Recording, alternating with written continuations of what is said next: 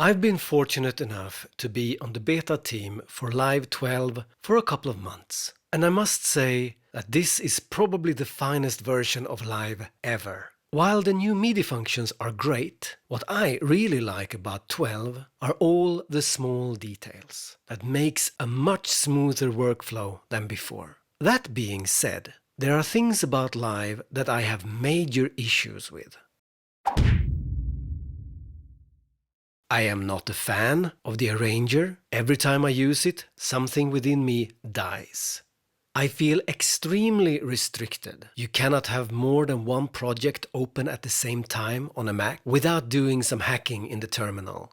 The browser is another thing I always had disliked about Live, but that has been greatly improved in the new version 12. But those things are minor to the one thing I really dislike about Live. And that is related to the internal effects and instruments. I avoid using them. Not because of their quality, quite the opposite. The effects and instruments that come with Ableton are of solid quality, especially the later ones, such as Drift, which is absolutely outstanding. So, what's the beef?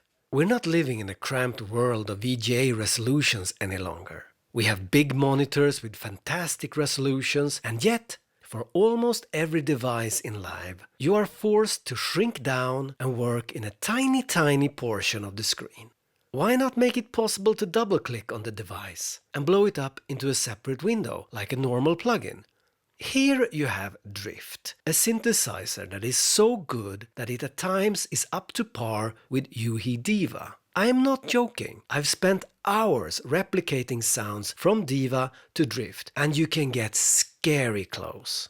Yet you're stuck using this fantastic synthesizer in a cramped little corner of your display. Let me show you. This is Diva at 100%. This is Drift at 100%.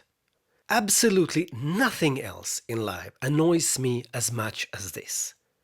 What is the thing that annoys you the most? Let me know in the comments below.